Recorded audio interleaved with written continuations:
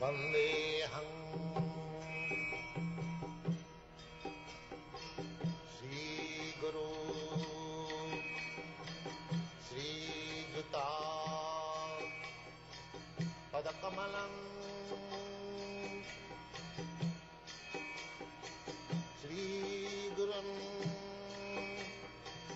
Vaishnava Vansha.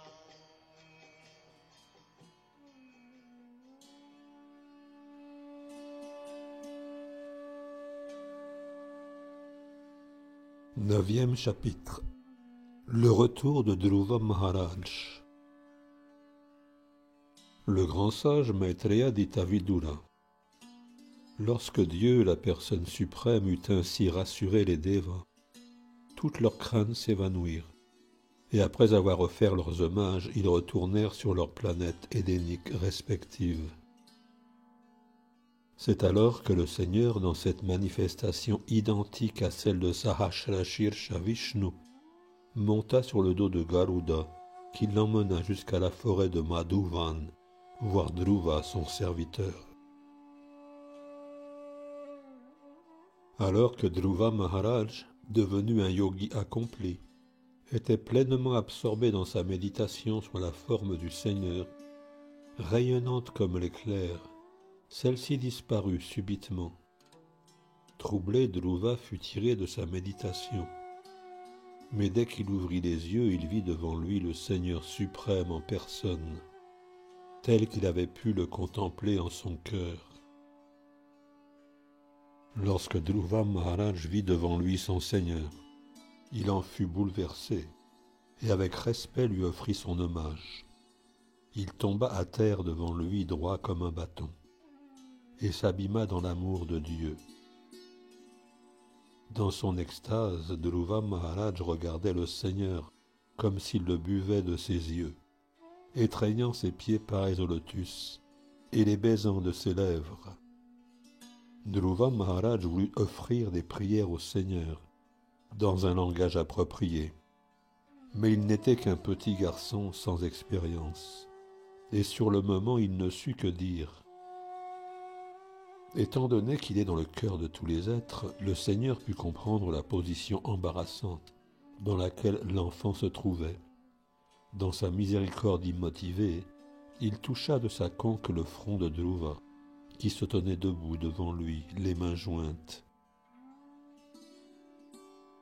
Dhruva Maharaj devint alors parfaitement conscient de la conclusion védique et comprit la nature de la vérité absolue, ainsi que sa relation à l'égard de tous les êtres vivants. En se conformant à la voie du service de dévotion offert au Seigneur suprême, dont la gloire est universelle, il adressa alors ses prières en des termes choisis et appropriés. Lui qui devait obtenir plus tard une planète qui jamais ne serait anéantie, pas même au temps de la dissolution. Ainsi parla Dhruva Maharaj. Ô Seigneur, toi qui es tout-puissant, ayant pénétré en moi, tu as ravivé tous mes sens endormis.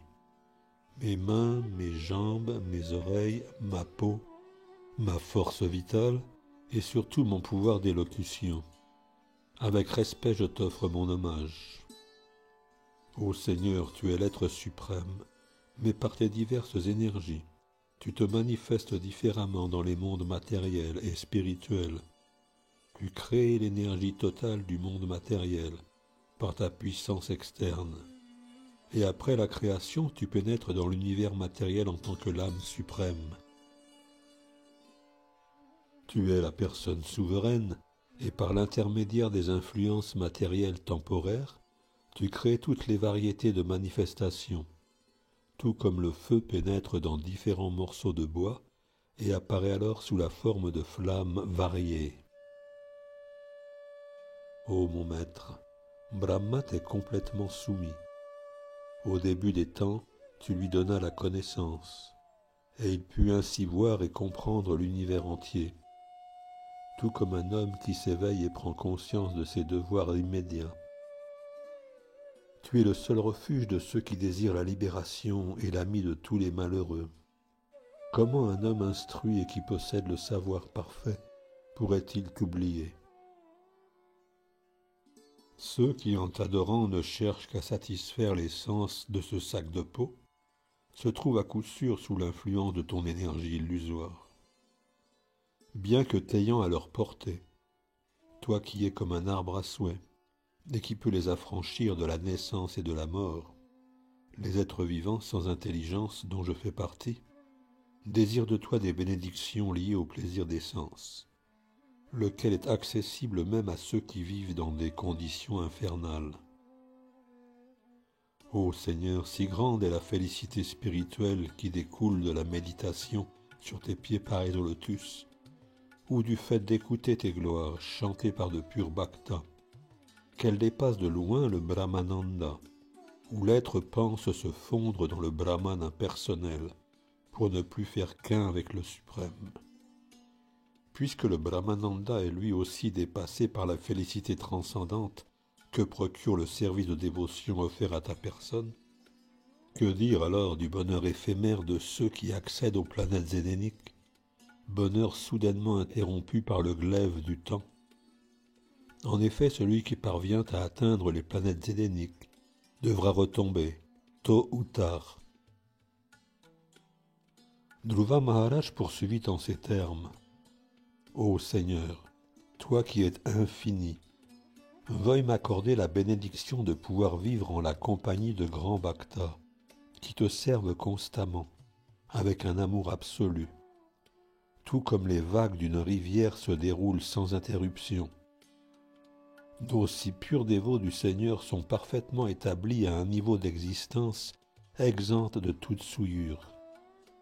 En suivant la voie du service de dévotion, je serai certes en mesure de franchir l'océan d'ignorance de l'existence matérielle, avec ses vagues de danger, aussi terribles que des ouragans de feu. J'y parviendrai sans aucun mal, car je deviens fou du désir d'entendre ce qui touche à tes attributs et tes divertissements spirituels et absolus, lesquels existent de toute éternité. Ô Seigneur, toi dont le nombril est pareil à un lotus, celui qui a l'occasion de se trouver au contact d'un bhakta, qui en son cœur languit sans cesse après tes pieds pareils au lotus, et toujours recherche leur arôme, celui-là ne sera jamais attaché au corps matériel ou à tout ce qui s'y rattache. Une femme, des enfants, des amis, une maison, des richesses, tout ceci étant extrêmement cher aux matérialistes, à vrai dire, il ne s'en soucie pas. Ô Seigneur, toi le non-né suprême, je sais que les êtres vivants appartenant à diverses espèces, comme les quadrupèdes, les arbres, les oiseaux, les reptiles, les dévas et les êtres humains, sont disséminés à travers l'univers, lequel procède de l'énergie matérielle totale. Je sais également qu'ils sont tantôt manifestés et tantôt non manifestés. Toutefois, jamais je n'avais eu directement connaissance de la forme suprême que tu me permets maintenant de contempler en te révélant à mes yeux. Maintenant, toutes les méthodes de spéculation me sont inutiles.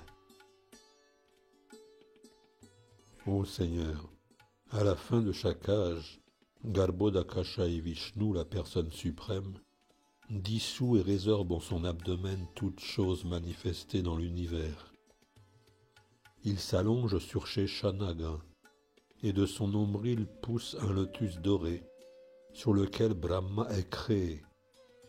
Je puis comprendre que tu es ce même Seigneur suprême, et avec respect je t'offre mon humble hommage.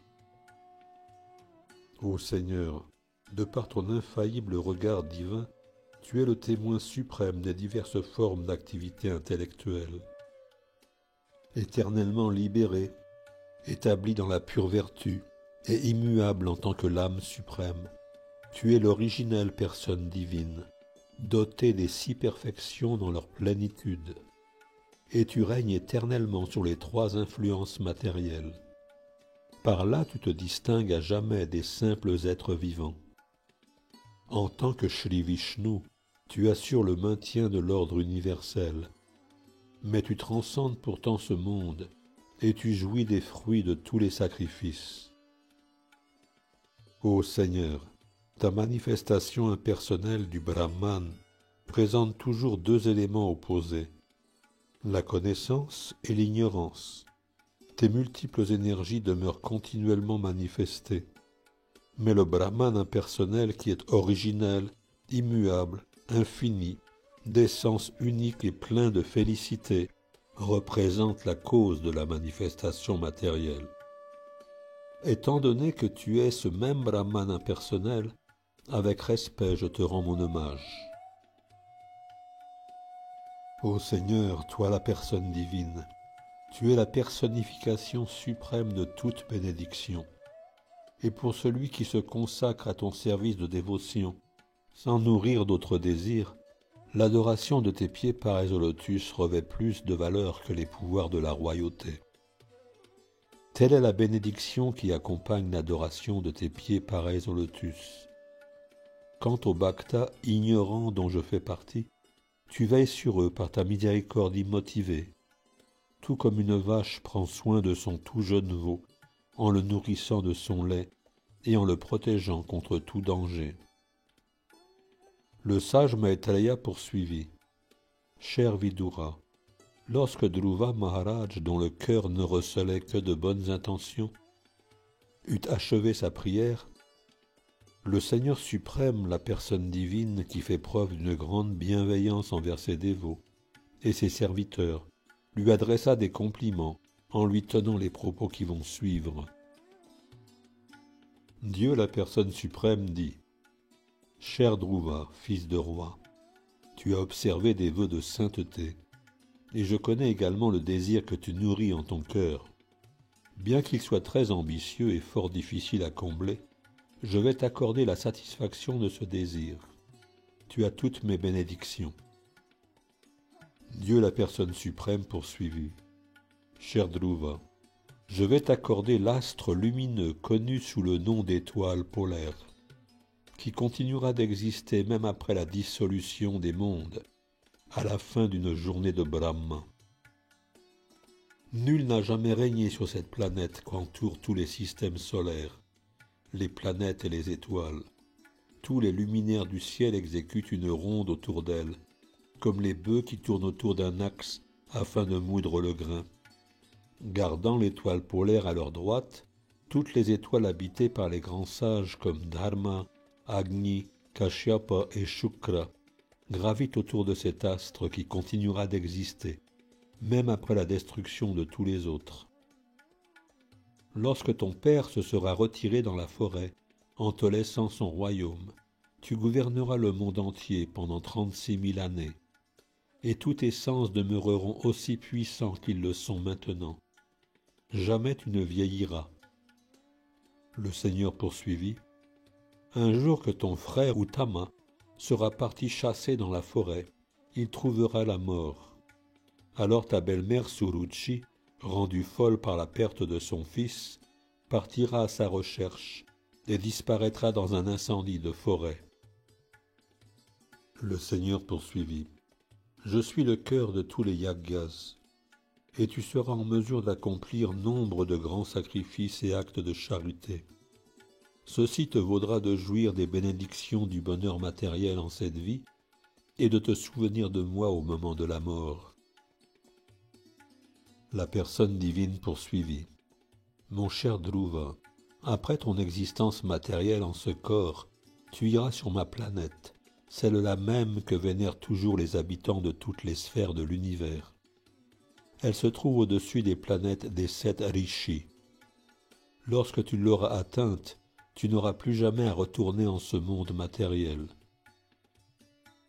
Le sage Maitreya dit, après avoir été adoré et honoré par le petit garçon Dhruva Maharaj et lui avoir accordé sa propre planète, Shri Vishnu, porté par Garuda, retourna en sa demeure, alors que l'enfant le suivait du regard. Bien qu'après avoir adoré les pieds pareils au lotus du Seigneur, Dhruva Maharaj eût atteint le but qu'il s'était fixé avec tant de détermination, il ne se sentait pas très satisfait de lui-même. Ce fut ainsi qu'il retourna chez lui. Shri Vidura demanda « Ô cher Brahmana, Il est très difficile d'accéder à la demeure du Seigneur.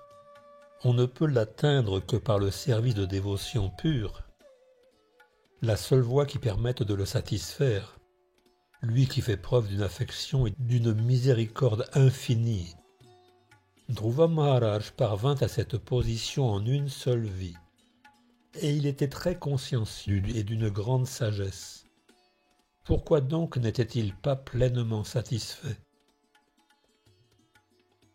Maitreya répondit, profondément blessé en son cœur qu'avaient transpercé les paroles cruelles de sa belle-mère, semblables à des traits, Dhruva Maharaj n'oublia pas le comportement malveillant de cette dernière lorsqu'il décida quel serait le but de son existence.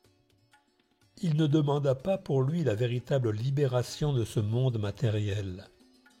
Mais lorsqu'à la fin de son service de dévotion, le Seigneur suprême lui apparut, il eut honte des désirs matériels qui habitaient son mental.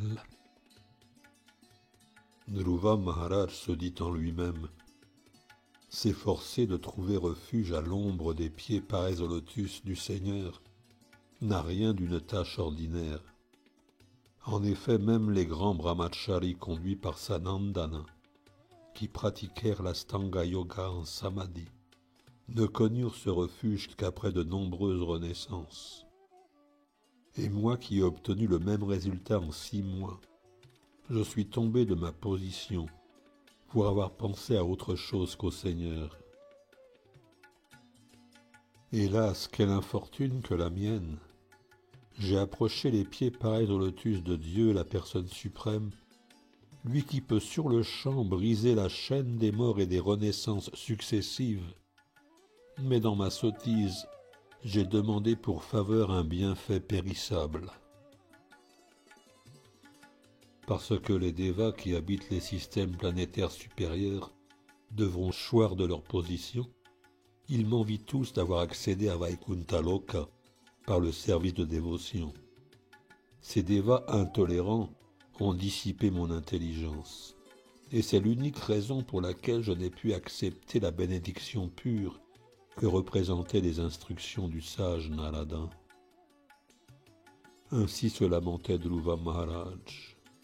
Je subissais l'influence de l'énergie illusoire, et dans mon ignorance de la réalité, je dormais dans ses bras. Sous l'emprise de la dualité, je considérais mon frère comme mon ennemi, et mon cœur fourvoyé se lamentait en pensant « Ce sont mes ennemis ». Il est très difficile de satisfaire le Seigneur, mais bien que j'ai su plaire à l'âme suprême de tout l'univers, je n'ai sollicité que des choses vaines. Mes efforts étaient tout aussi inutiles que les soins que l'on donnerait à un individu déjà mort. Quelle infortune est la mienne! J'ai rencontré le Seigneur suprême, lui qui peut trancher le lien qui nous attache au cycle des morts et des renaissances. Et pourtant j'ai demandé dans mes prières à connaître encore une fois ces mêmes conditions d'existence. Dénué de toute intelligence, n'ayant pas d'acte de piété à mon actif, je désirais la prospérité, les honneurs et le renom matériel, bien que le Seigneur m'ait offert de le servir personnellement. En cela je suis comme un pauvre diable qui a su plaire à un puissant empereur et qui, lorsque celui-ci lui promet de satisfaire n'importe quelle requête de sa part, ne demande dans son ignorance que quelques grains de riz décortiqués. Le sage Maitreya poursuivit. Mon cher Vidura, les êtres tels que toi, purs dévots des pieds pareils au lotus de Mukunda, la personne divine qui peut accorder la libération, et qui sont toujours attachés au miel du lotus de ses pieds, sont perpétuellement comblés de servir ainsi le Seigneur. Ces âmes demeurent satisfaites de leurs conditions, quelles qu'elles soient.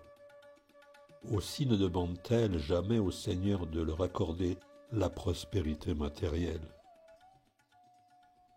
Lorsque le roi Uttanapada apprit que son fils Dhruva revenait au foyer, tout comme s'il revenait à la vie après avoir été emporté par la mort, il ne put tout d'abord ajouter foi à ce message, tellement ceci lui paraissait difficile à concevoir. Se considérant comme le plus misérable des hommes, il jugea impossible qu'un tel bonheur pût lui être offert. Bien qu'il ne pût croire ce qu'annonçait le messager, il avait pleinement foi en la parole de Narada, le grand sage.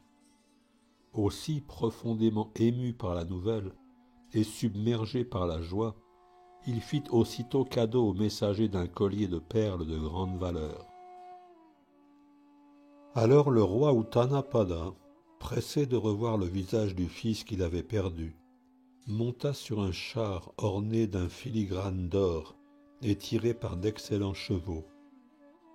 Accompagné de nombreux brahmanas érudits et de tous les membres aînés de sa famille, de ses dignitaires, de ses ministres et de ses amis intimes, il quitta la ville sur le champ. Le cortège progressait au son joyeux des conques, des timbales et des flûtes. À tout ceci se joignait le chant d'hymnes védiques, qui proclamait à quel point les choses avaient pris une bonne tournure. Dans cette procession, on pouvait voir Suniti et Suruchi, les deux reines du roi Utanapada, ainsi que Uttama, son autre fils. Les reines étaient assises sur un palanquin. Dès qu'il aperçut Dhruva Maharaj, non loin du petit bois avoisinant, le roi Utanapada descendit en grande hâte de son char. Depuis longtemps il languissait de voir son fils, Dhruva, et c'est avec un grand amour et beaucoup d'affection qu'il s'avança pour l'étreindre après une longue séparation. Respirant péniblement, il le serra dans ses bras. Toutefois, Dhruva n'était pas le même qu'auparavant. Il était maintenant complètement sanctifié par son élévation spirituelle, ayant été touché par les pieds pareils au lotus de Dieu, la personne suprême. Le désir que le roi Utanapada chérissait depuis si longtemps fut exaucé lorsqu'il retrouva Dhruva Maharaj. Il huma à maintes reprises la tête de son fils et le baigna d'un flot de larmes rafraîchissantes. Noble parmi les nobles, Dhruva Maharaj se prosterna tout d'abord aux pieds de son père, qui l'honora alors de diverses questions. Puis il salua ses deux mères, en s'inclinant profondément devant elles. Voyant à ses pieds l'enfant innocent, Suruchi, la belle-mère de Dhruva Maharaj, le releva aussitôt en l'étreignant. Les larmes aux yeux, elle le bénit en disant « Mon cher enfant, puisses-tu vivre longtemps ?» Celui qui manifeste des qualités spirituelles de par son attitude aimante à l'égard de Dieu, la personne suprême, reçoit l'hommage de tous, aussi naturellement qu'un cours d'eau suit sa pente. Lorsqu'ils se retrouvèrent, les deux frères, Uttama et Dhruva Maharaj, versèrent également des larmes, profondément touchés par l'extase de l'amour et de l'affection. Et lorsqu'ils s'étreignirent, ils sentirent les poils se dresser sur leur corps. Suniti, la véritable mère de Dhruva Maharaj, serra dans ses bras le tendre corps de ce fils qui lui était plus cher encore que sa propre vie. Elle en conçut un tel plaisir qu'elle en oublia toute douleur matérielle. Mon cher Vidura, Suniti était la mère d'un grand héros. Elle trempa de ses larmes mélangées au lait qui coulait de ses seins tout le corps de Dhruva Maharaj. C'était là un signe de fort bon augure. Les habitants du palais adressèrent des louanges à la reine. « Chère reine, voici fort longtemps que ton fils bien-aimé avait disparu, et c'est pour toi un bonheur inespéré qu'il soit maintenant revenu. Il est donc manifeste que ce fils sera en mesure de te protéger pendant de nombreuses années et de mettre fin à toutes tes souffrances matérielles. Chère reine, tu as dû adorer Dieu, la personne suprême, lui qui sauve ses dévots des plus grands dangers, Ceux qui méditent constamment sur lui parviennent ainsi à triompher du cycle des morts et des renaissances. Perfection ô combien difficile à atteindre. Le sage Maitreya poursuivit. Mon cher Vidura, toutes ces éloges à la gloire de Dhruva Maharaj rendirent le roi très heureux. Il le fit monter avec son frère sur le dos d'un éléphant femelle et rentra ainsi dans la capitale où il reçut les louanges de tous ses sujets. La ville entière avait pour ornement des alignements de bananiers chargés de fruits et de fleurs, et l'on pouvait voir çà et là des bétels avec leurs branches et leurs feuilles. On avait également érigé de nombreux arcs de triomphe, dont la structure affectait la forme de requins. À chaque porte de la ville se trouvaient des lampes à huile, ainsi que des grands pots remplis d'eau et décorés de différentes étoffes de couleurs, des colliers de perles, des guirlandes de fleurs et des banderoles de feuilles de manguier. La capitale comptait de nombreux palais, portes et murs d'enceintes qui, déjà d'une extrême beauté en eux-mêmes, étaient enjolivés de ciselures d'or. Les toits des palais scintillaient, tout comme les dômes des merveilleux aéronefs qui survolaient la ville. Toutes les cours, les avenues et les rues de la ville, ainsi que les tribunes placées au carrefour, furent soigneusement nettoyées et arrosées d'eau parfumée au santal. Des céréales à caractère propice, telles que le riz et l'orge, ainsi que des fleurs, des fruits et nombre d'autres éléments propitiatoires de décoration, furent répandus dans toute la ville.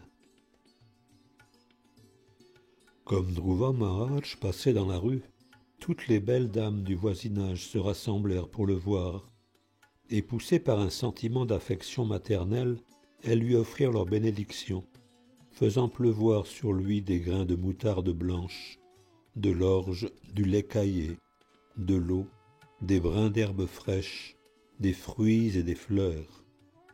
Et c'est ainsi que Dhruva Maharaj entra dans le palais de son père, alors que les dames charmaient ses oreilles de leurs chants mélodieux. Dhruva Maharaj vécut alors dans le palais royal, dont les murs étaient ornés de joyaux de grande valeur. Son père, plein d'affection, veilla sur lui avec une attention particulière, et il vécut là, tout comme les Devas dans leur palais sur les planètes édéniques. Dans ce palais, la literie très fine et veloutée avait la blancheur de l'écume du lait. Les lits étaient d'ivoire, avec des motifs rehaussés d'or. Les chaises, les divans et les autres meubles étaient également en or. Le palais du roi était entouré de murs en marbre. On y voyait de nombreux motifs incrustés, faits de pierres précieuses, comme les saphirs qui représentaient de ravissantes nymphes, tenant à la main des lampes de joyaux étincelants. Des jardins plantés de nombreuses variétés d'arbres rapportés des planètes édéniques entouraient la demeure du roi. Dans ces arbres, des couples d'oiseaux emplissaient l'air de leur doux gazouillis, auquel s'ajoutait l'agréable bourdonnement des abeilles enivrées. On y trouvait des escaliers d'émeraude qui conduisaient à des lacs emplis de lys et de lotus aux couleurs variées, où évoluaient des cygnes, des karandavas, des chakravakas, des grues et bien d'autres oiseaux merveilleux. Lorsque le saint roi Uttanapada apprit les prouesses de Dhruva Maharaj et vit lui-même quelle était l'influence et la grandeur de son fils, il en éprouva une profonde satisfaction, car en vérité, les exploits merveilleux de Dhruva étaient incomparables. Lorsque, après mûre réflexion, le roi Uttanapada vit que Dhruva Maharaj était apte à assumer le gouvernement du royaume, que ses ministres donnaient leur approbation, et que les citoyens eux aussi avaient beaucoup d'affection pour Dhruva, il le sacra empereur de cette planète. Considérant son grand âge, le roi Uttanapad se préoccupait du salut de son âme. C'est ainsi qu'il se détacha des choses de ce monde et se rendit dans la forêt. Ainsi s'achève le 9e chapitre du 4e chant du Srimad Bhagavatam, intitulé « Le retour de Dhruva Maharaj ».